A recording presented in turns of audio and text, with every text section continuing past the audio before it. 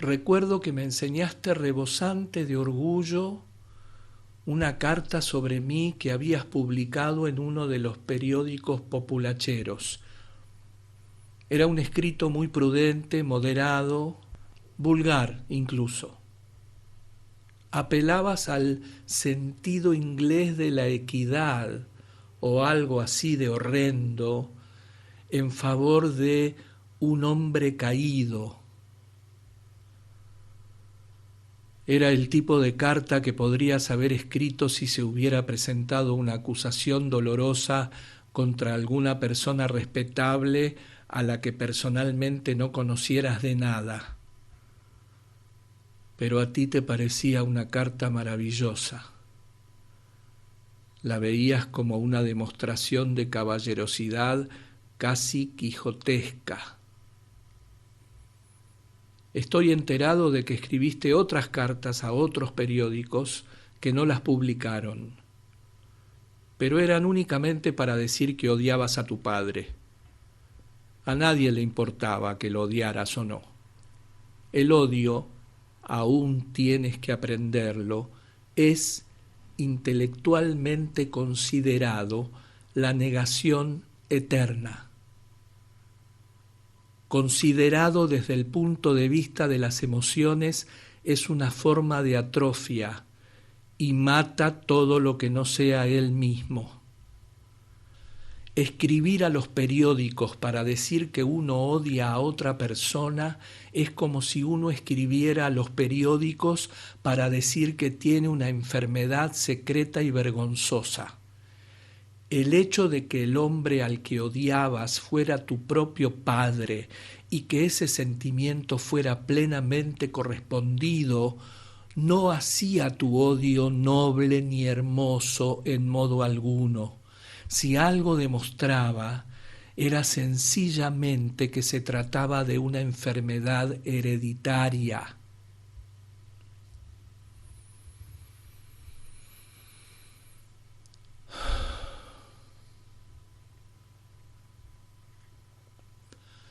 Recuerdo también cuando se embargó mi casa y se pusieron en venta mis libros y mis muebles y la quiebra era inminente, que lógicamente te escribí diciéndotelo. No hice mención de que era para pagar unos regalos que te había hecho para lo que los alguaciles habían entrado en la casa donde tantas veces cenaste. Pensé con razón o sin ella que esa noticia podría herirte un poco. Me limité a contarte los hechos escuetos. Creí oportuno que los conocieras. Me respondiste desde Boulogne en tonos casi de exultación lírica. Decías que sabías que tu padre estaba muy alcanzado de dinero y había tenido que pedir 1.500 libras para los gastos del proceso y que mi quiebra era realmente un triunfo espléndido sobre él porque así no podría sacarme nada de las costas. ¿Te das cuenta ahora de lo que es que el odio ciegue a una persona? ¿Reconoces ahora que al describirlo como una atrofia destructora de todo lo que no sea él mismo, estaba describiendo científicamente un hecho psicológico real? Que todas mis cosas bonitas hubieran de venderse. Mis dibujos de Burne-Jones, mis dibujos de Whistler, mi Monticelli, mis Simeon Solomons, mis porcelanas, mi biblioteca con su colección de volúmenes dedicados de casi todos los poetas de mi tiempo, de Hugo a Whitman, de Swinburne a Mallarmé, de Morris a Verlaine. con sus ediciones bellamente encuadernadas de las obras de mi padre y de mi madre, su maravilloso despliegue de premios de la universidad y del colegio, sus editions de luxe y demás cosas. Todo eso para ti no era absolutamente nada. Decías que era un fastidio, nada más. Lo que realmente veías en ello era la posibilidad de que tu padre pudiera acabar perdiendo unos pocos centenares de libras, y esa consideración vil te colmó de extática dicha. En cuanto a las costas del juicio, tal vez te interese saber que tu padre declaró abiertamente en el Orleans Club que si le hubiera costado 20.000 libras, las habría dado por muy bien empleadas, por lo mucho que había significado para él de deleite, disfrute y triunfo. El hecho de que pudiera no solo meterme en la cárcel por 2 años, sino sacarme una tarde para hacerme públicamente insolvente, fue un extra refinamiento de placer con el que no contaba. Fue el punto culminante de mi humillación y de su victoria perfecta y total. Si tu padre no hubiera podido pedirme las costas, tú, lo sé perfectamente, al menos de palabra te habrías mostrado muy apenado por la pérdida de mi entera biblioteca, pérdida irreparable para un hombre de letras, de mis pérdidas materiales la más penosa para mí. Podrías incluso, recordando las cantidades de dinero que yo me había gastado en ti pródigamente y cómo habías vivido a mi costa durante años, haberte tomado la molestia de comprar para mí algunos de mis libros. Los mejores se dieron todos por menos de 150 libras, más o menos lo que yo gastaba en ti en una semana cualquiera. Pero el mezquino y ruin placer de pensar que a tu padre le fueran a faltar unos peniques del bolsillo te hizo olvidarte de lo que habría podido ser una pequeña compensación tan leve, tan fácil, tan barata, tan obvia y para mí tan infinitamente valiosa si la hubieras hecho. ¿Tengo razón al decir que el odio ciega? ¿Lo ves ahora? Si no lo ves, haz un esfuerzo.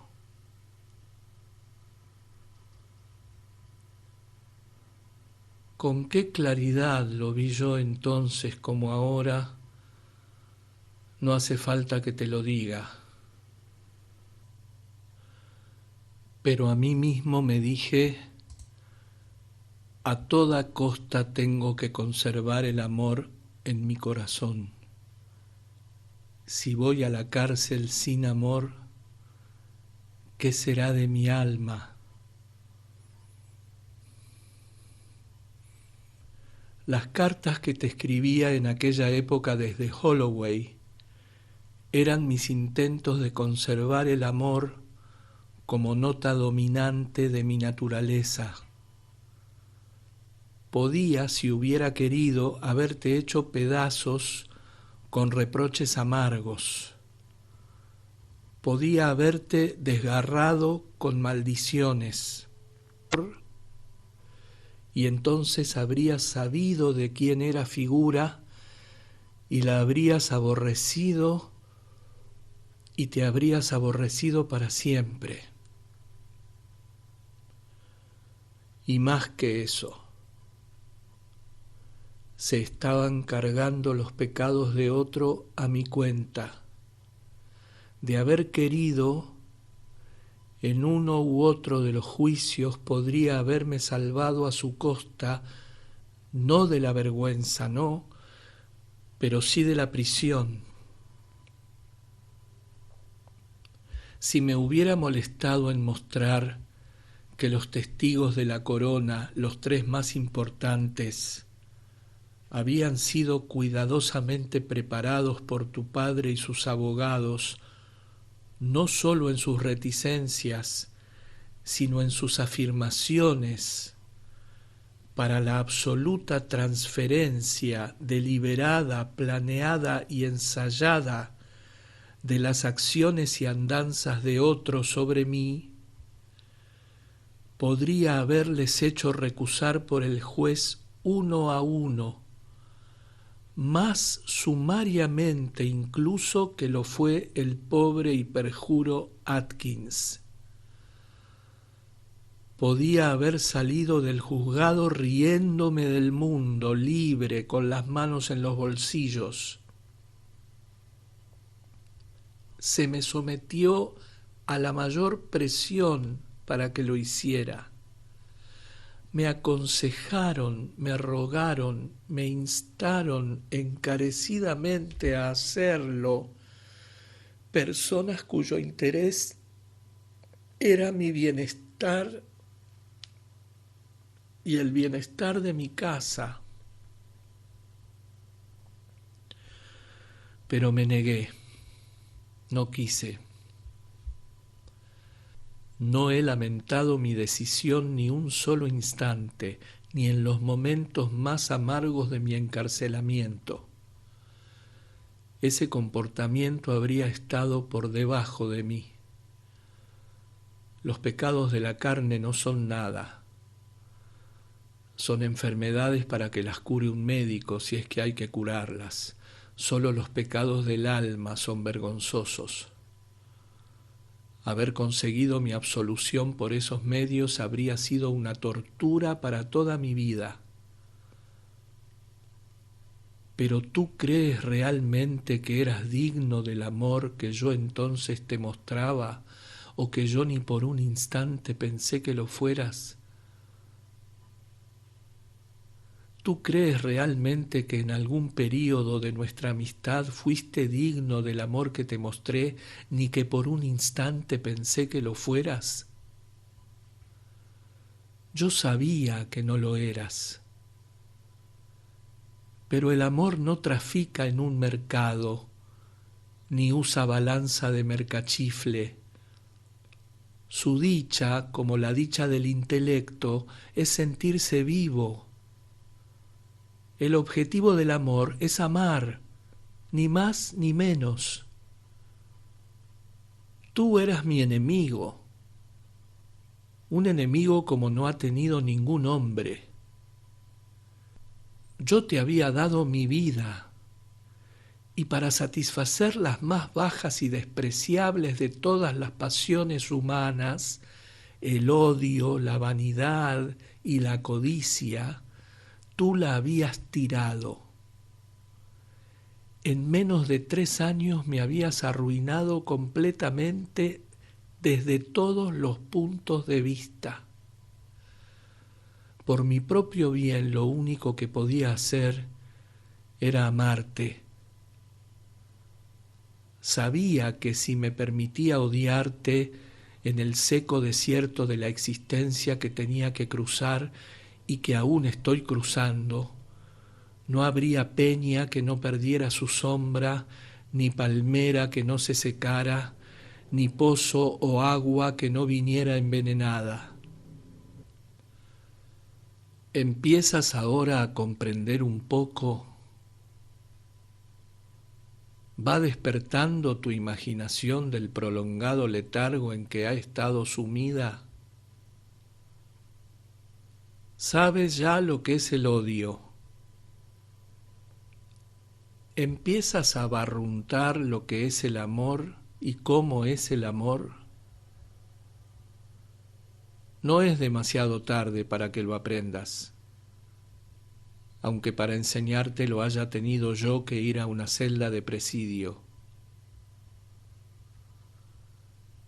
Tras mi terrible sentencia, cuando me vestí de presidiario y la puerta de la cárcel se cerró, me quedé así, entre las ruinas de mi vida maravillosa, aplastado por la angustia, desatinado por el terror, aturdido por el sufrimiento, pero no quise odiarte. Todos los días me decía, hoy tengo que conservar el amor en mi corazón, porque si no, ¿cómo soportaré el día? Me recordaba que al menos no habías querido hacerme daño.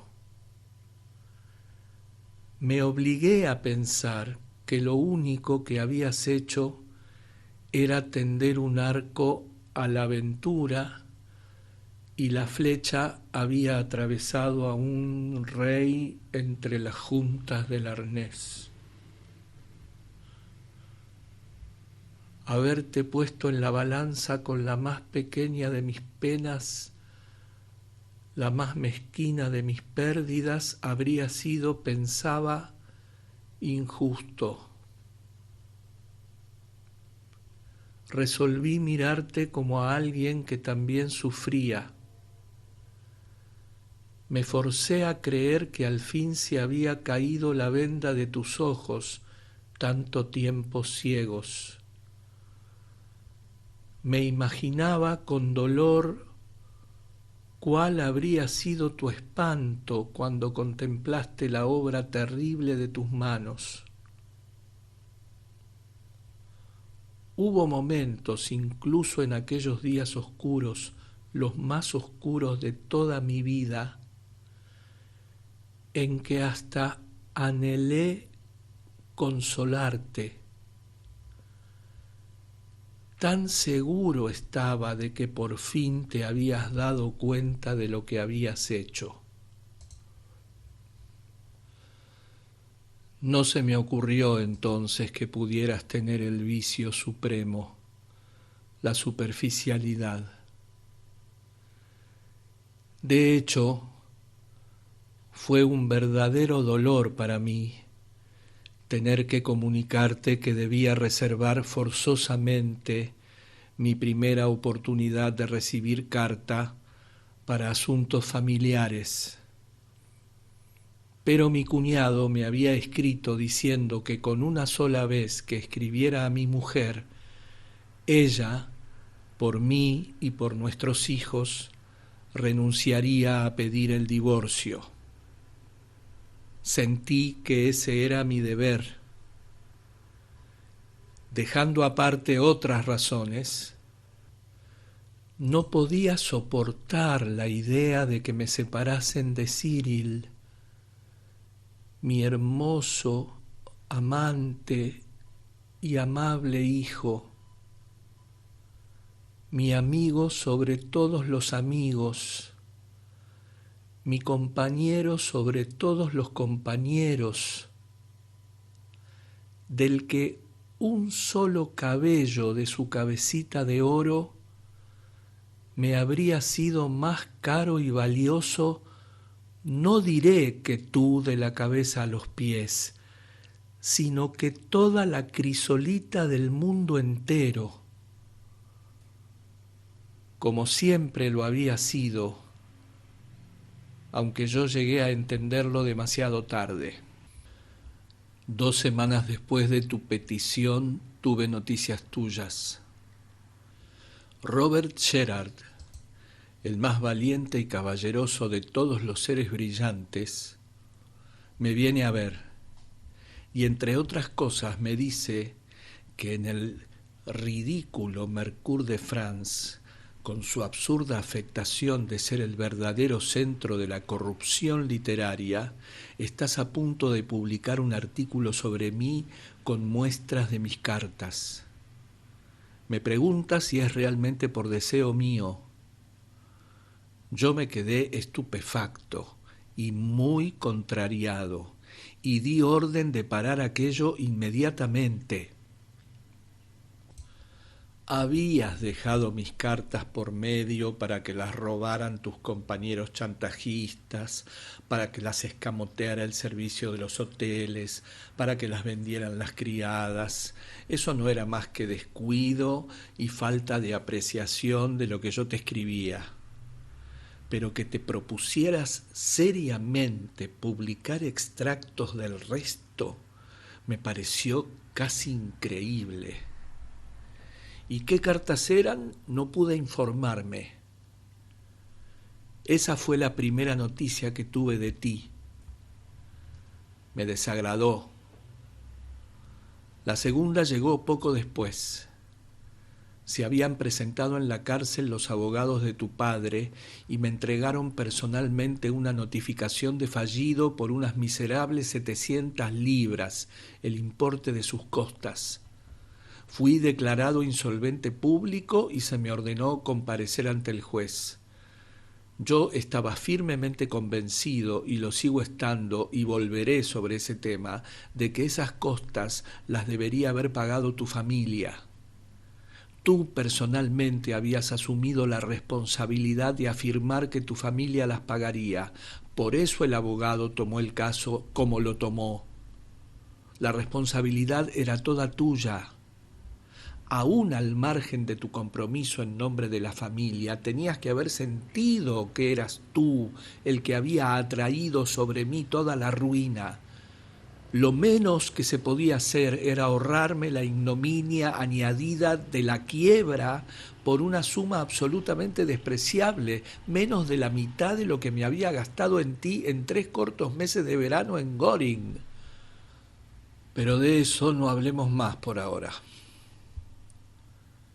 Sí que recibí por medio del pasante, lo reconozco, un mensaje tuyo sobre el asunto, o por lo menos relacionado con la ocasión.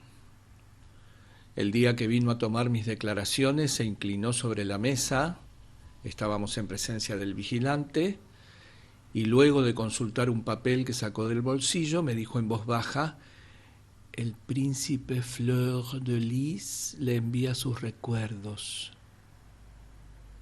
Yo me le quedé mirando. Él repitió el mensaje. Yo no le entendía. «El caballero está en estos momentos en el extranjero», añadió misteriosamente. Entonces caí de golpe y recuerdo que por primera y última vez en toda mi vida de presidio solté la carcajada. En esa carcajada iba todo el desprecio del mundo. El príncipe Fleur de Lis. Vi, y los hechos subsiguientes me demostrarían que había visto bien, que nada de lo ocurrido te había hecho comprender lo más mínimo. A tus ojos seguías siendo el príncipe gentil de una comedia trivial, no la figura sombría de un espectáculo trágico. Todo lo que había pasado no era más que una pluma para la gorra que orla una cabeza estrecha, una flor de adorno para el jubón que oculta un corazón que el odio y el odio solamente calienta, y que el amor y el amor solamente encuentra frío. Príncipe Fleur de Lis. Sin duda hacías muy bien en comunicarte conmigo bajo nombre supuesto.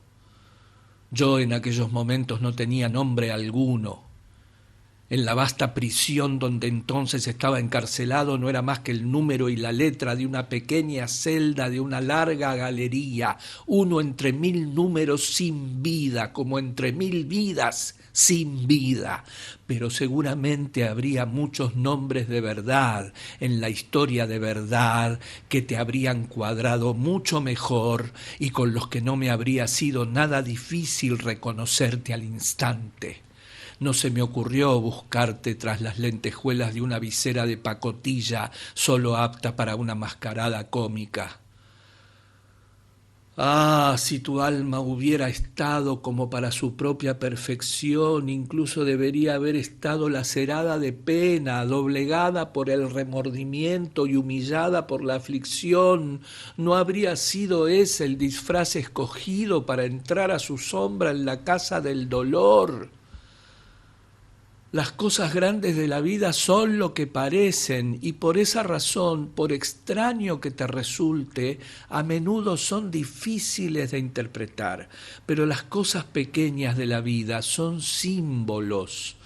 Por ellas es como mejor recibimos las lecciones amargas. Tu elección aparentemente casual de un nombre fingido fue y lo seguirá siendo simbólica. Te revela. 6 semanas después llega una tercera noticia. Me sacan de la enfermería donde estaba en cama muy enfermo para recibir un mensaje especial de ti por mediación del director de la prisión. Él me lee una carta que le habías dirigido donde afirmabas que te proponías publicar un artículo sobre el caso del señor Oscar Wilde en el Mercure de France, revista, añadías no se sabe por qué razón, que es el equivalente de nuestro Fortnightly Riviera, y tenías mucho interés en obtener mi permiso para publicar extractos y selecciones de... ¿Qué cartas? Las cartas que yo te había escrito desde Holloway. Las cartas que para ti deberían haber sido lo más sagrado y lo más secreto del mundo entero. Esas eran las cartas que querías publicar para asombro del ajado de Cavant, para chismorreo del voraz feuilletoniste, para estupefacción de los personajitos del Quartier Latin. Si en tu corazón no había nada que clamase contra un sacrilegio tan grosero, podías haberte acordado al menos del soneto que escribiera quien con tanta pena y desprecio vio vender en Londres en pública subasta las cartas de John Keats, y haber entendido al cabo el auténtico sentido de mis versos. Yo creo que no aman el arte quienes rompen el cristal del corazón de un poeta para deleite de ojos ruines y enfermizos. Porque, ¿qué querías demostrar con ese artículo? ¿Que yo te había querido demasiado? El Gamin de París ya lo sabía. Todos leen los periódicos y casi todos escriben en ellos. ¿Que yo era un hombre genial? Los franceses lo habían entendido. Y la peculiar calidad de mi genio, mucho mejor que lo entendías tú o podías entenderlo. Que la genialidad se acompaña con frecuencia de un curioso retorcimiento de la pasión y el deseo. Admirable, pero ese tema hubiera sido más propio del hombroso que de ti. Además, el fenómeno patológico en cuestión se encuentra también entre los que carecen de genialidad. que en tu guerra de odio con tu padre yo fui a la vez escudo y arma para los dos, más aún que en esa casa atroz de mi vida que tuvo lugar una vez acabada la guerra, él no me habría podido dar alcance si no estuvieran ya tus redes tendidas a mis pies. Totalmente cierto, pero me dicen que eso ya lo había hecho Henri Bagué, la mar de bien. Además, para corroborar su tesis, si tal hubiera sido tu intención, no te hacía falta publicar mis cartas, por lo menos las escritas desde Holloway. Dirás, en respuesta a mis preguntas, que en una de las cartas de Holloway yo mismo te había pedido que intentaras hasta donde fuera posible limpiar un poco mi nombre ante alguna pequeña porción del mundo. Ciertamente lo hice. Recuerda cómo y por qué estoy aquí en este mismo momento. ¿Crees que estoy aquí por mis relaciones con los testigos del juicio? Mis relaciones, reales o supuestas, con esa clase de gente no eran materia de interés ni para el gobierno ni para la sociedad. No sabían nada de ellas y menos aún les importaban. Estoy aquí por haber intentado llevar a la cárcel a tu padre. El intento fracasó, por supuesto. Mis propios abogados tiraron la toalla. Tu padre me volvió completamente las tornas y me llevó a la cárcel a mí y aún me tiene en ella. Por eso se me escarnece, por eso se me desprecia, por eso tengo que cumplir hasta el último día, hasta la última hora, hasta el último minuto de mi terrible reclusión. Por eso se han denegado mis apelaciones. Tú eras la única persona que, sin exponerte de ninguna manera a escarnio, ni peligro, ni culpa, podría haber dado otro color a todo el asunto, haber puesto la cuestión bajo otra luz, haber mostrado hasta cierto punto cómo eran las cosas en realidad. Yo, por supuesto, no habría esperado ni deseado que declarases cómo y con qué fin habías buscado mi ayuda cuando tu apuro de Oxford, ni cómo ni con qué fin, si es que algún fin tenías, prácticamente no te habías despegado de mí durante casi 3 años. Mis intentos incesantes de cortar una amistad que era tan ruinosa para mí como artista, como hombre de posición, como miembro de la sociedad incluso, no tenían por qué haber sido relatados con la precisión con que aquí se han consignado. Tampoco hubiera querido que describieras las escenas que hacías con tan monótona reiteración, ni que dieras a la imprenta tus maravillosas series de telegramas con su extraña mezcla de romance y finanzas, ni que citaras de tus cartas los pasajes más repugnantes o despiadados, como yo he tenido que hacer. Aún así pensé que habría sido bueno para ti y para mí que elevaras alguna protesta contra la versión que daba tu padre de nuestra amistad, no menos grotesca que venenosa y tan absurda en lo tocante a ti como deshonrosa en lo tocante a mí. Esa versión ha pasado ya a la historia seria, se cita, se cree y se relata. El predicador ha hecho de ella su texto y el moralista su tema baldío. Y yo, que hablaba a todas las edades, he tenido que aceptar mi veredicto de un monicaco y bufón. He dicho en esta carta y reconozco que con cierta acritud que tal es la ironía de las cosas, que tu padre vivirá para ser el héroe de un opúsculo de catequesis, que a ti se te colocará al lado del niño Samuel y que mi sitio estará entre Gilles de Retz y el Marqués de Sade. Me atrevo a decir que más vale así. No quiero quejarme. Una de las muchas lecciones que se aprenden en la cárcel es que las cosas son lo que son y serán lo que hayan de ser. Tampoco dudo que el leproso del medievalismo y el autor de Justine serán mejor compañía que Sandford y Merton.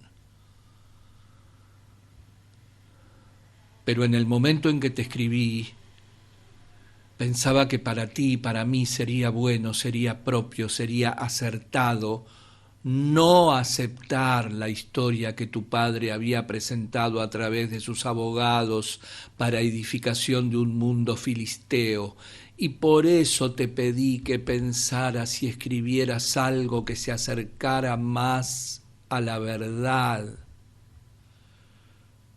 Por lo menos habría sido mejor para ti que garabatear para los periódicos franceses sobre la vida doméstica de tus padres.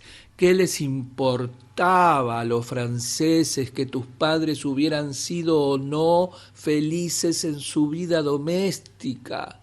No se concibe un tema que menos les pudiera interesar.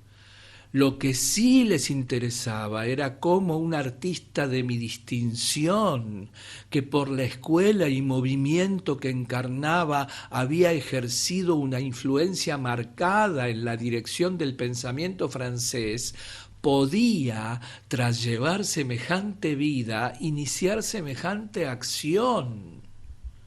Si para tu artículo hubieras propuesto publicar las cartas, me temo que incontables, en las que te había hablado de la ruina que estabas acarreando a mi vida, de la locura de los estados de ira que estabas dejando que te dominaran con daño tuyo y mío, y de mi deseo, más aún, mi determinación de poner fin a una amistad tan funesta para mí en todos los aspectos, yo lo habría entendido, aunque no habría permitido que tales cartas se publicaran. Cuando los abogados de tu padre, queriendo sorprenderme en contradicción, presentaron de pronto ante el tribunal una carta mía que te había escrito en marzo del 93, donde afirmaba que antes que soportar una repetición de las detestables escenas que parecían darte tan terrible placer, consentiría de grado en ser chantajeado por todos los ganters de Londres. Fue para mí un dolor muy real que ese lado de mi amistad contigo fuera incidentalmente revelado a la mirada del vulgo, pero el que tú fueras tan tardo en ver, tan carente de toda sensibilidad y tan falto de apreciación de lo raro, lo delicado y lo hermoso, como para tú mismo proponer la publicación de las cartas en las que y con las que yo intentaba mantener vivos el espíritu y el alma mismos del amor, para que pudiera habitar en mi cuerpo a través de los largos años de humillación de ese cuerpo.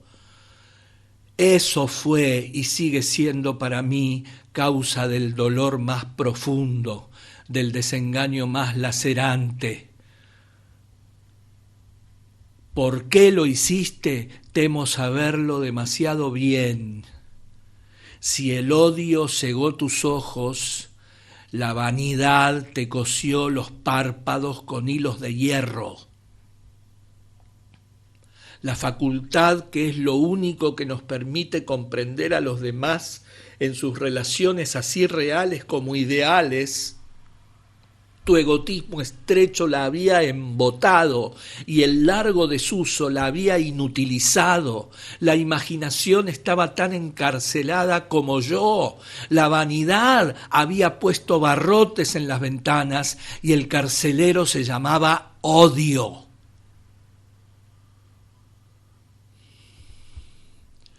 Todo esto tuvo lugar en la primera quincena de noviembre del año antepasado. Un gran río de vida fluye entre ti y una fecha tan distante. Apenas o nada puedes ver a través de un desierto tan ancho. Pero a mí me parece como si hubiera sido, no diré ayer, sino hoy. El sufrimiento es un único momento largo.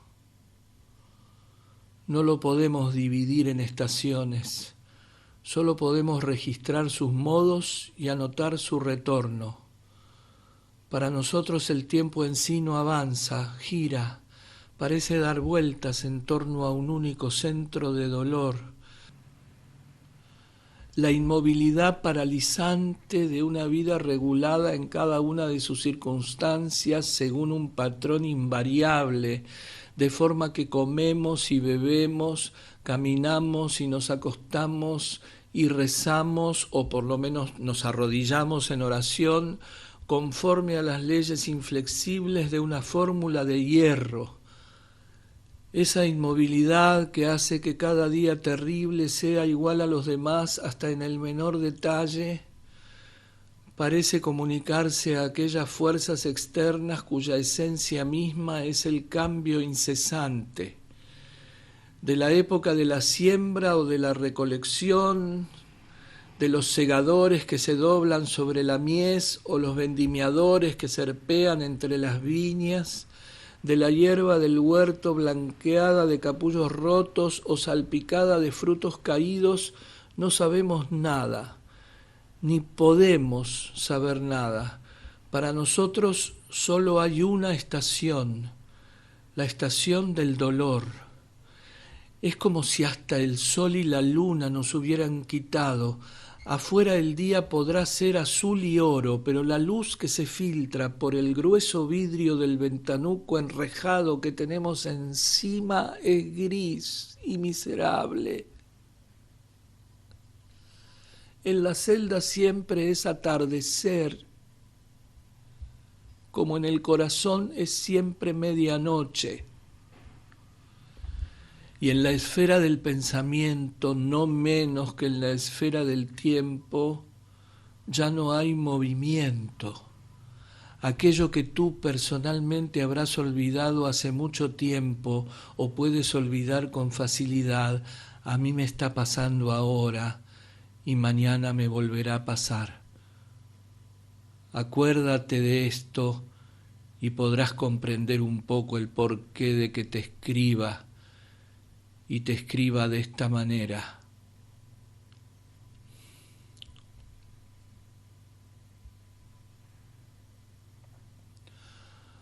Un mes después me trasladan aquí. Pasan otros 3 meses y mi madre se muere.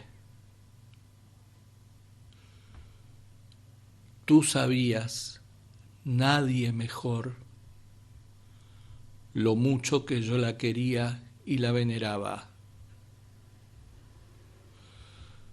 Su muerte fue tan terrible para mí que yo, que en tiempos fuera señor del lenguaje, no tengo palabras con que expresar mi angustia y mi vergüenza. Nunca, ni en los días más perfectos de mi desarrollo como artista, pude tener palabras dignas con que llevar una carga tan augusta, ni acompañar con suficiente majestad de música el purpúreo cortejo de mi pena incomunicable. Ella y mi padre me habían legado un nombre que ellos habían ennoblecido y honrado no sólo en la literatura, el arte, la arqueología y la ciencia, sino en la historia pública de mi propio país y en su evolución como nación. Yo había manchado ese nombre eternamente. Había hecho de él un mote bajo entre gente baja. Lo había arrastrado por el mismísimo fango. Lo había entregado a bestias para que lo bestializaran y a necios para que lo hicieran sinónimo de necedad. Lo que entonces sufrí y sufro aún,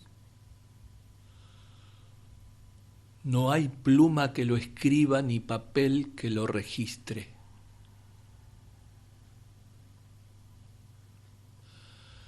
Mi mujer, que por entonces era buena y cariñosa conmigo,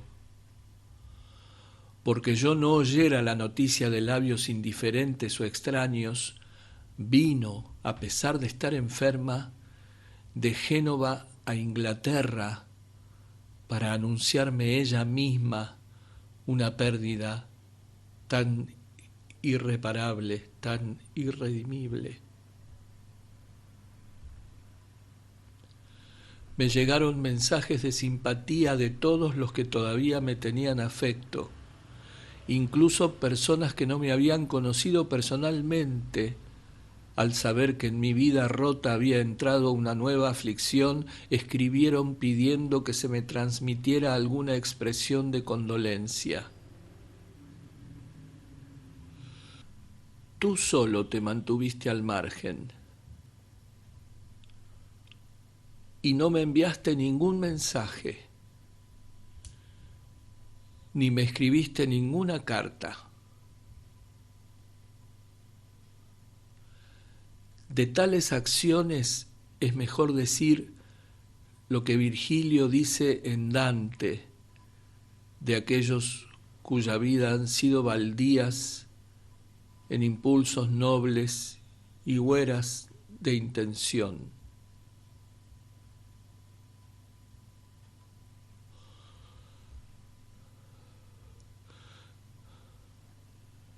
Transcurren otros 3 meses. El calendario de mi conducta y trabajo diarios que cuelga fuera de la puerta de mi celda con mi nombre y condena escritos me dice que estamos en mayo. Mis amigos vienen a verme otra vez. Les pregunto, como hago siempre, por ti. Me dicen que estás en tu villa de Nápoles y que vas a sacar un libro de poemas. Al final de la entrevista se menciona de pasada que me los vas a dedicar. Esa noticia me dio como una náusea de la vida. No dije nada, pero silenciosamente volví a mi celda con desprecio y desdén en el corazón. ¿Cómo se te pudo ocurrir dedicarme un libro de poemas sin antes pedirme permiso? Ocurrírsete, he dicho, ¿cómo te pudiste atrever a semejante cosa?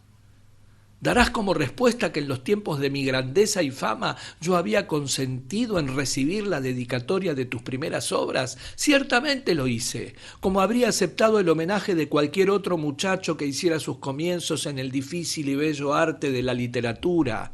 Todo homenaje es delicioso para un artista y doblemente dulce cuando viene de la juventud. El laurel se marchita cuando son manos añosas las que lo cortan. Solo la juventud tiene derecho a coronar a un artista. Ese es el verdadero privilegio de ser joven, aunque la juventud no lo sepa.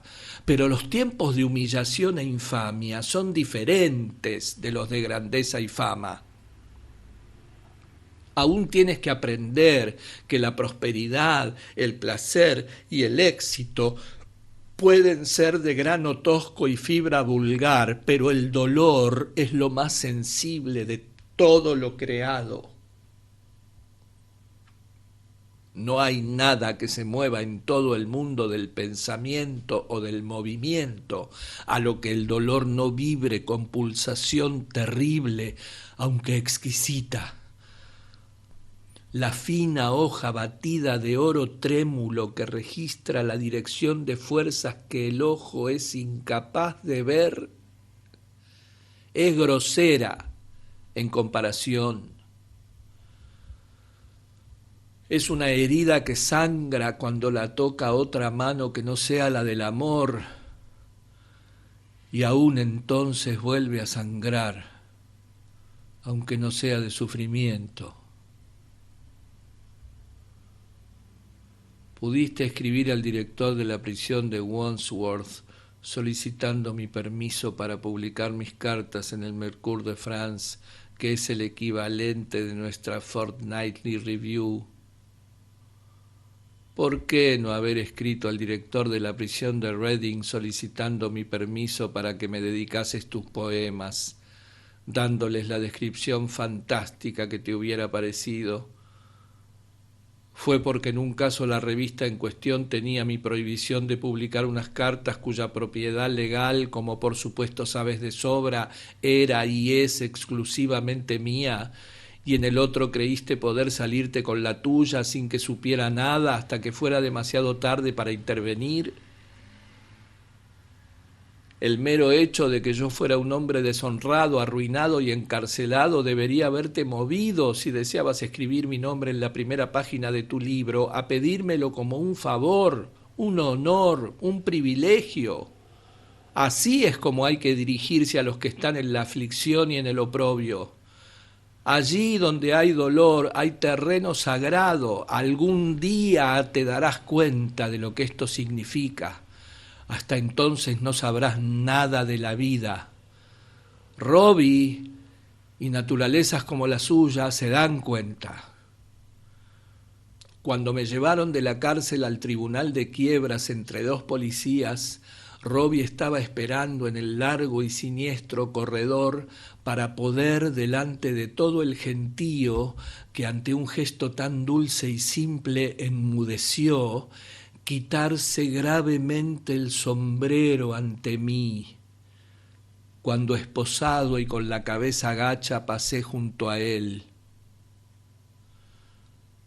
Hombres han ido al cielo por cosas más pequeñas.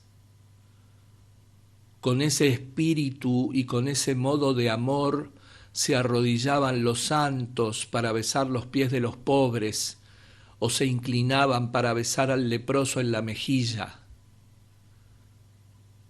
Jamás le he dicho una sola palabra sobre lo que hizo. Ese es el momento en que no sé si sabe que reparé siquiera en su acción. No es una cosa que se pueda agradecer formalmente el lenguaje formal. La conservo en el tesoro de mi corazón. La guardo ahí como una deuda secreta que me alegra pensar que no podría pagar nunca. Está embalsamada y endulzada con la mirra y la acacia de muchas lágrimas.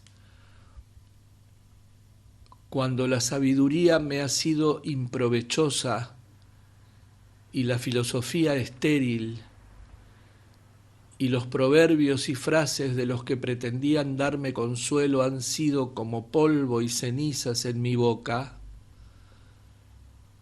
la memoria de aquel pequeño gesto humilde y silencioso de amor ha abierto para mí todos los pozos de la piedad, ha hecho al desierto florecer como una rosa, y me ha llevado de la amargura del exilio solitario a la armonía, con el corazón herido, roto y grande del mundo. Cuando tú puedas comprender no sólo lo hermoso que fue el gesto de Robbie, sino por qué significó tanto para mí y siempre significará tanto, entonces quizá te darás cuenta de cómo y con qué espíritu deberías haberme pedido permiso para dedicarme tus versos.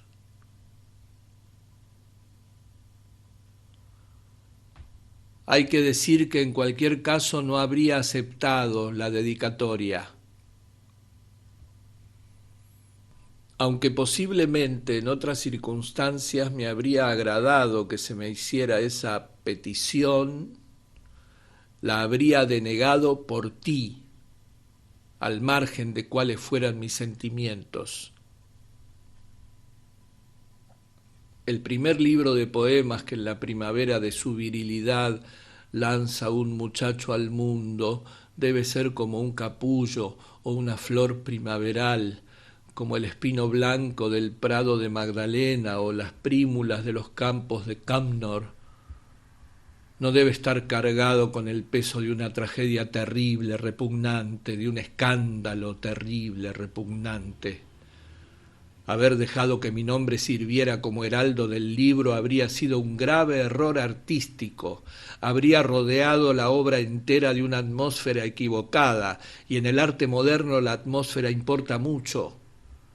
La vida moderna es compleja y relativa.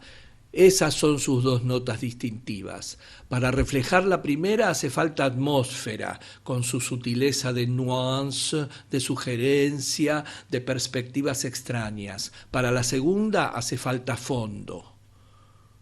Por eso la escultura ha dejado de ser un arte representativo, y por eso la música es un arte representativo, y por eso la literatura es y ha sido y será siempre el supremo arte representativo.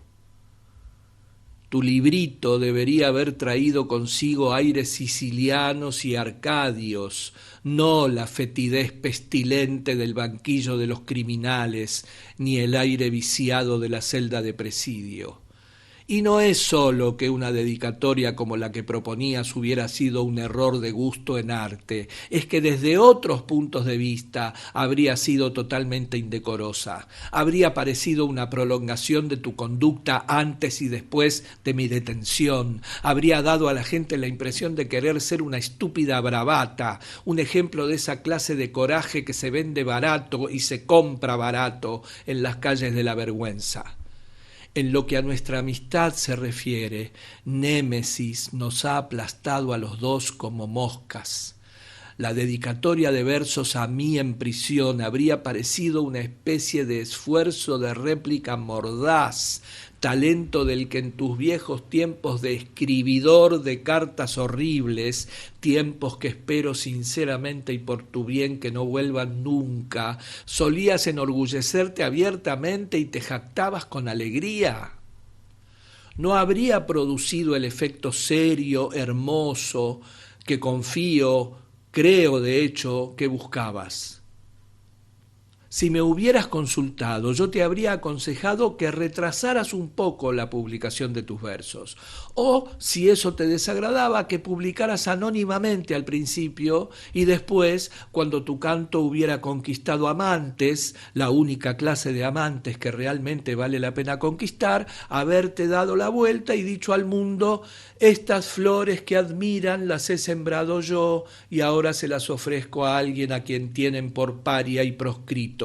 Son mi tributo a lo que yo amo y reverencio y admiro en él.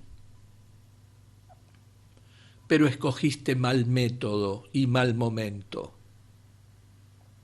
Hay un tacto en el amor y un tacto en la literatura. Tú no fuiste sensible ni al uno ni al otro.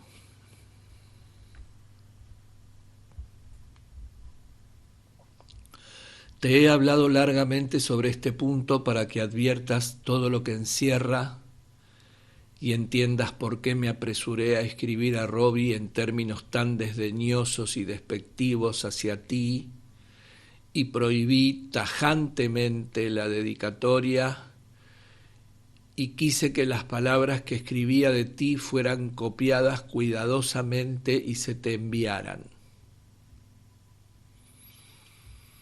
Sentí que ya era hora de que se te hiciera ver, reconocer, comprender un poco de lo que habías hecho.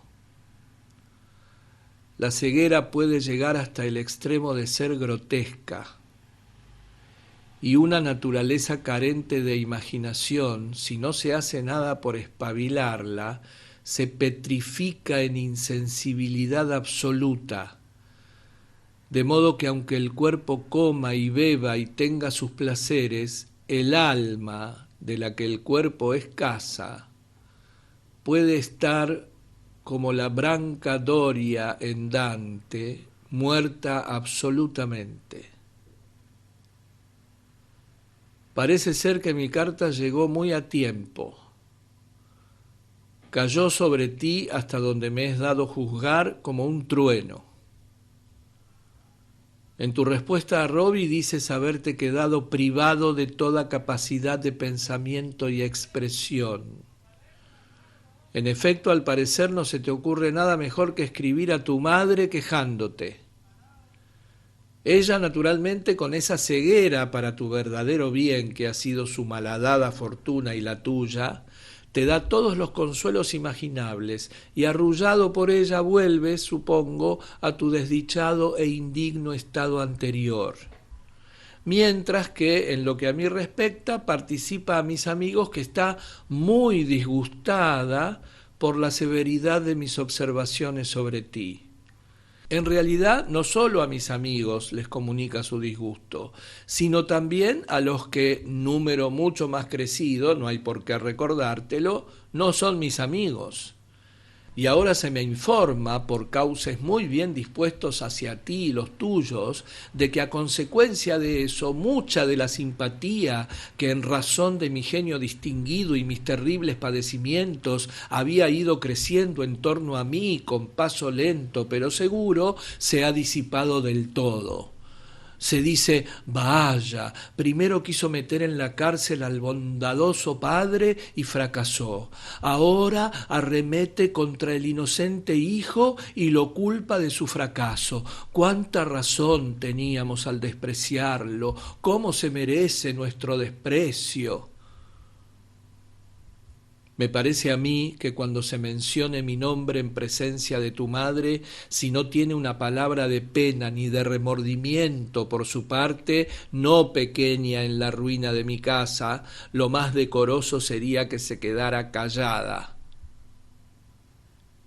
Y en cuanto a ti, ¿no crees ahora que en lugar de escribirle a ella con tus quejas, habría sido mejor para ti en todos los aspectos escribirme a mí directamente y haber tenido el coraje de decirme lo que tuvieras que decir? Ya hace casi un año que escribí esa carta. No es posible que hayas pasado todo ese tiempo privado de toda capacidad de pensamiento y expresión. ¿Por qué no me escribiste? Viste por mi carta lo mucho que me había herido, lo que me había afrentado todo tu comportamiento. Más que eso, viste tu entera amistad conmigo colocada ante ti por fin a su verdadera luz y de un modo que no admitía equívoco. Antaño te había dicho muchas veces que estabas arruinando mi vida. Tú siempre te habías reído. Cuando Edwin Levy, en el comienzo mismo de nuestra amistad, viendo de qué manera me empujabas a cargar con el peso y la molestia y hasta el gasto de aquel desdichado aprieto tuyo en Oxford, si hemos de llamarlo así, a propósito del cual se había recabado su consejo y su ayuda, se pasó una hora entera poniéndome en guardia contra ti. Tú te reíste cuando en Bracknell te relaté mi larga e impresionante entrevista con él, cuando te dije que hasta aquel desdichado que al final compartiría conmigo el banquillo me había avisado más de una vez que tú serías mucho más conducente a mi total destrucción que ninguno de los chicos vulgares a los que tuve la necedad de conocer. Tú te reíste, aunque la cosa no pareció divertirte mucho. Cuando mis amigos más prudentes o menos complacientes me avisaron o me dejaron por mi amistad contigo, te reíste con desprecio, te reíste a carcajadas cuando al escribirte tu padre su primera carta insultante contra mí, te dije que era consciente de no ser más que una cabeza de turco en una horrenda guerra de ustedes y que entre los dos acabarían conmigo. Pero todas esas cosas habían ocurrido como yo dije que sucederían en lo que hace a resultados. No tenías excusa para no ver cómo se había cumplido todo. ¿Por qué no me escribiste? ¿Fue cobardía? ¿Fue insensibilidad? ¿Qué fue? El hecho de que yo estuviera indignado contigo y hubiera manifestado mi indignación era mayor motivo para escribir. Si mi carta te parecía justa, debías haber escrito. Si te parecía injusta en lo más mínimo, debías haber escrito. Yo esperaba una carta.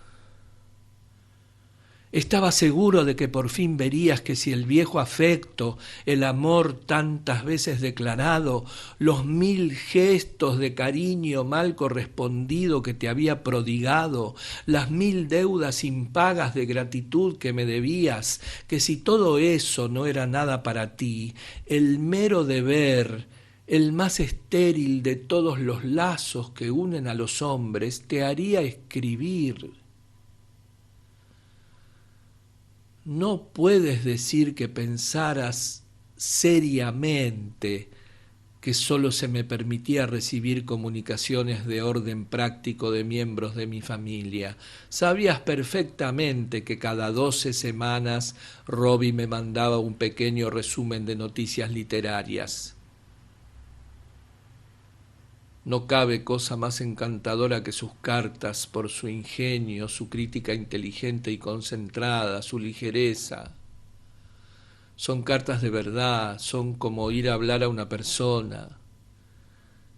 Tienen la calidad de una causerie intime francesa. Y en sus delicadas deferencias hacia mí, unas veces apelando a mi juicio, otras a mi sentido del humor, otras a mi instinto de la belleza o a mi cultura, y recordándome de 100 formas sutiles que en otro tiempo fui para muchos un árbitro del estilo en el arte, para algunos el árbitro supremo, demuestra tener el tacto del amor, además del tacto de la literatura. Sus cartas han sido para mí los pequeños mensajeros de ese mundo hermoso e irreal del arte, donde en otro tiempo fui rey, y donde de hecho habría seguido siendo rey si no me hubiera dejado llevar al mundo imperfecto de las pasiones groseras e inacabadas, del apetito sin distinción, el deseo sin límite y la codicia informe. Pero con todo y con eso, no me digas que no podías entender o concebir al menos en tu propia imaginación que aun por las razones ordinarias de la mera curiosidad psicológica, habría sido para mí más interesante saber de ti que enterarme de que Alfred Austin quería sacar un libro de poemas, o que Street estaba escribiendo crítica de teatro para el Daily Chronicle, o que uno que no sabe decir un panegírico sin tartamudear había declarado a la señora Meynell la nueva Sibila del estilo. Ah, si hubieras sido tú el encarcelado. No diré que por una falta mía, que una idea tan horrible ni la podría soportar, sino por una falta tuya, por un error tuyo, fe en un amigo indigno, desliz en el cenagal de la sensualidad, confianza mal puesta o amor mal dirigido, o ninguna de esas cosas, o todas. ¿Crees que yo te habría dejado reconcomerte en las tinieblas y la soledad sin intentar de alguna manera, por pequeña que fuese, ayudarte a llevar el fardo amargo de tu desgracia? ¿Crees que no te habría hecho saber que si tú sufrías, yo sufría también, que si llorabas también había lágrimas en mis ojos, y que si yacías en la casa de la servidumbre y despreciado de los hombres, yo con mis propias penas había hecho una casa donde habitar hasta tu vuelta, un tesoro donde todo lo que los hombres te habían negado estaría guardado para sanarte, aumentado al 100 por 1? Si la amarga necesidad o la prudencia, para mí más amarga aún, me hubieran impedido estar cerca de ti y me hubieran robado la alegría de tu presencia, aunque fuera viéndote entre barrotes y en figura de ignominia, yo te habría escrito a toda hora con la esperanza de que una mera frase, una sola palabra, siquiera un eco entrecortado de amor te llegase. Si te hubieras negado a recibir mis cartas, aún así habría escrito para que supieras que en cualquier caso siempre había cartas esperándote. Muchos lo han hecho conmigo. Cada 3 meses hay personas que me escriben o que proponen escribirme. Sus cartas y comunicaciones se guardan. Me serán entregadas cuando salga de la cárcel. Sé que están ahí. Sé los nombres de las personas que las han escrito. Sé que están llenas de solidaridad, de bondad y de afecto. Eso me basta. No necesito saber más. Tu silencio ha sido horrible. Y no ha sido un silencio solo de semanas y meses, sino de años incluso para la cuenta de los que como tú viven velozmente en la felicidad y apenas entreven los pies dorados de los días que pasan danzando y pierden el aliento persiguiendo el placer. Es un silencio sin excusa, un silencio sin atenuantes. Yo sabía que tenías los pies de barro. ¿Quién lo iba a saber mejor? Cuando escribí entre mis aforismos que eran únicamente los pies de barro los que hacían precioso el oro de la imagen, en ti estaba pensando. Pero no es una imagen de oro con pies de barro lo que has hecho de ti mismo. Con el mismísimo polvo del camino común que las pezuñas del ganado convierten en cieno, has modelado tu perfecto retrato para que yo lo mire. De modo que no importa cuál hubiera sido mi deseo secreto, me fuera ya imposible sentir otra cosa que desprecio y desdén por ti, y sentir otra cosa que desprecio y desdén por mí mismo. Y dejando a un lado todas las demás razones, tu indiferencia, tu respeto del mundo, tu insensibilidad, tu prudencia, como lo quieras llamar, se me ha hecho doblemente amarga por las peculiares circunstancias que acompañaron o siguieron a mi caída. Otros desgraciados, cuando los meten en la cárcel, aunque despojados de la belleza del mundo, al menos están a salvo, en alguna medida, de los golpes más mortíferos del mundo, de sus dardos más temibles. Pueden ocultarse en lo oscuro de sus celdas y de su propia desgracia hacer como un santuario. El mundo, una vez que ha conseguido lo que quería, sigue su camino y a ellos los deja sufrir en paz. No ha sido así conmigo. Pena tras pena han venido a llamar a las puertas de la cárcel en mi busca. Han abierto de par en par las puertas y las han dejado entrar. Pocos o ninguno de mis amigos han podido verme, pero mis enemigos han tenido paso franco a mí siempre. 2 veces en mis comparecencias públicas ante el Tribunal de Quiebras, otras 2 veces en mis traslados públicos de una prisión a otra, he sido expuesto en condiciones de humillación indescriptible a la mirada y la mofa de los hombres. El mensajero de la muerte me ha traído sus noticias y ha seguido adelante, y en total soledad y aislado de todo lo que pudiera darme consuelo o sugerir alivio, he tenido que soportar la carga intolerable de tristeza y remordimiento que el recuerdo de mi madre ponía sobre mí y sigue poniendo. Apenas el tiempo había embotado, que no curado, esa herida, cuando me llegan de mi esposa cartas violentas, duras y amargas por conducto de su abogado. De inmediato se me acusa y amenaza de pobreza. Eso lo puedo soportar. Puedo hacerme a cosas aún peores, pero me arrebatan legalmente a mis 2 hijos.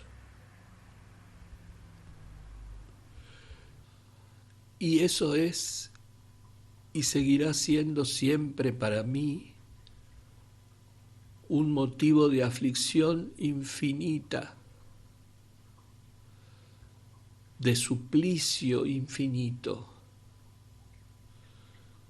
de dolor sin fin y sin límite.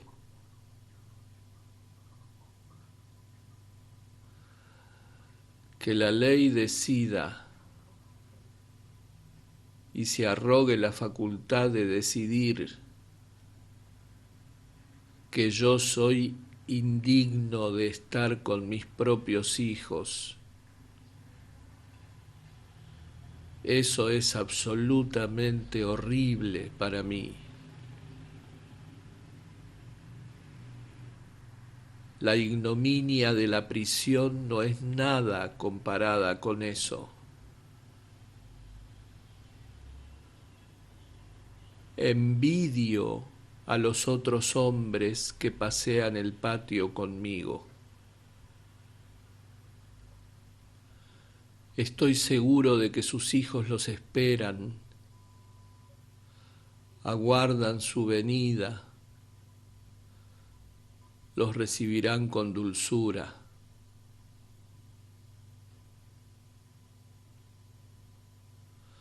Los pobres son más sabios, más caritativos, más bondadosos, más sensibles que nosotros. A sus ojos la cárcel es una tragedia en la vida de un hombre, un infortunio, un percance, algo que reclama la solidaridad de los demás. Hablan del que está encarcelado y no dicen sino que está en un apuro. Es la expresión que usan siempre y lleva dentro la sabiduría perfecta del amor. En la gente de nuestro rango no es así. Entre nosotros, la cárcel te hace un paria. Yo y la gente como yo apenas si tenemos derecho al aire y al sol. Nuestra presencia contamina los placeres de los demás. Nadie nos acoge cuando reaparecemos.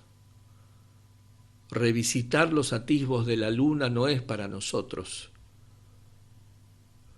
Hasta nuestros hijos nos quitan. Esos bellos vínculos con la humanidad se rompen. Estamos condenados a estar solos aunque nuestros hijos vivan.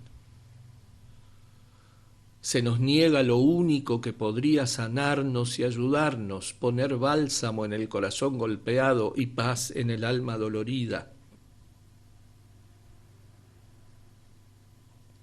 Y a todo eso se ha añadido el hecho pequeño y duro de que con tus acciones y con tu silencio, con lo que has hecho y lo que has dejado sin hacer, has conseguido que cada día de mi largo encarcelamiento se me hiciera todavía más difícil de soportar. Hasta el pan y el agua de la prisión los has cambiado con tu conducta. Lo uno lo has hecho amargo, lo otro salobre para mí. La tristeza que deberías haber compartido la has duplicado. El dolor que deberías haber tratado de aliviar lo has hecho angustia. No me cabe ninguna duda de que no era esa tu intención. Sé que no era esa tu intención. fue simplemente ese único defecto verdaderamente fatal de tu carácter, tu absoluta falta de imaginación. Y el final de todo es que tengo que perdonarte, tengo que hacerlo. No escribo esta carta para poner amargura en tu corazón, sino para arrancarla del mío. Por mi propio bien tengo que perdonarte. No puede uno tener siempre una víbora comiéndole el pecho, ni levantarse todas las noches para sembrar abrojos en el jardín del alma. No me será nada difícil hacerlo. Si tú me ayudas un poco. Todo lo que me hicieras en los viejos tiempos, siempre lo perdonaba de buen grado. Entonces eso no te hacía ningún bien. Solo aquel en cuya vida no haya ninguna mancha puede perdonar pecados. Pero ahora que estoy humillado y deshonrado, es otra cosa. Mi perdón ahora debería significar mucho para ti. Algún día te darás cuenta. Sea enseguida o no, pronto o tarde o nunca, para mí el camino está claro. No puedo permitir que vayas por la vida con el peso en el corazón de haber arruinado a un hombre como yo. Ese pensamiento podría sumirte en una indiferencia despiadada o en una tristeza morbosa. Tengo que tomar ese peso de ti y echarlo sobre mis hombros. Tengo que decirme que ni tú ni tu padre, multiplicados por 1000, podrían haber arruinado a un hombre como yo. Que yo me arruiné. Y que nadie, ni grande ni pequeño, se arruina si no es por su propia mano. Estoy totalmente dispuesto a hacerlo. Estoy intentando hacerlo, aunque en estos momentos no te lo parezca. Si he presentado esta acusación inmisericorde contra ti, piensa qué acusación presento sin misericordia contra mí. Lo que tú me hiciste fue terrible, pero lo que yo me hice fue mucho más terrible aún. Yo era un hombre que estaba en relaciones simbólicas con el arte y la cultura de mi época. Eso lo había comprendido yo solo ya en los albores de mi edad adulta y se lo había hecho comprender a mi época después. Pocos mantienen esa posición en vida y la ven reconocida. La suele descubrir si la descubre el historiador o el crítico, mucho después de que el hombre y su tiempo hayan pasado. En mi caso no fue así. La sentí yo mismo e hice que otros la sintieran. Byron fue una figura simbólica, pero sus relaciones fueron con la pasión de su época y su cansancio de la pasión. Las mías eran con algo más noble, más permanente, de consecuencias más vitales, de mayor alcance. Los dioses me lo habían dado casi todo. Tenía genialidad, un apellido distinguido, posición social elevada, brillantez, osadía intelectual. Hacía del arte una filosofía y de la filosofía un arte. Alteraba las mentes de los hombres y los colores de las cosas. No había nada que dijera o hiciera que no causara asombro. Tomé el teatro, la forma más objetiva que conoce el arte, y lo convertí en un modo de expresión tan personal como la canción o el soneto, a la vez que ensanchaba su radio y enriquecía su caracterización. Teatro, novela, poema en rima, poema en prosa, diálogo sutil o fantástico, todo lo que tocaba lo hacía hermoso con un género nuevo de hermosura. A la verdad misma le di lo falso no menos que lo verdadero como legítimos dominios, y mostré que lo falso y lo verdadero no son sino formas de existencia intelectual. Traté el arte como la realidad suprema, la vida como un mero modo de ficción. Desperté la imaginación de mi siglo de suerte que crease mito y leyenda alrededor de mí. Resumí todos los sistemas en una frase y toda la existencia en una agudeza. Junto con esas cosas tenía otras distintas. Me dejaba arrastrar a largas rachas de indolencia sensual y sin sentido. Me divertía ser un flaneur, un dandy, un personaje mundano. Me rodeaba de naturalezas mezquinas y de mentes inferiores. Vine a ser el manirroto de mi propio genio, y malbaratar una juventud eterna me proporcionaba un curioso gozo. Cansado de estar en las alturas, iba deliberadamente a las bajuras en busca de nuevas sensaciones. Lo que la paradoja era para mí en la esfera del pensamiento, eso vino a ser la perversidad en la esfera de la pasión. El deseo al final era una enfermedad o una locura o ambas cosas. Me hice desatento a las vidas de los demás. Tomaba el placer donde me placía y seguía de largo. Olvidé que cada pequeña acción de cada día hace o deshace el carácter, y que por lo tanto lo que uno ha hecho en la cámara secreta lo tiene que vocear un día desde los tejados. Dejé de ser señor de mí mismo. Ya no era el capitán de mi alma y no lo sabía. Dejé que tú me dominaras y que tu padre me atemorizara. Acabé en una espantosa deshonra. Ahora para mí solo queda una cosa: la absoluta humildad.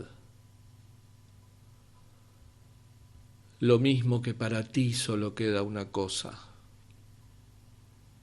la absoluta humildad también. Te vendría bien bajar al polvo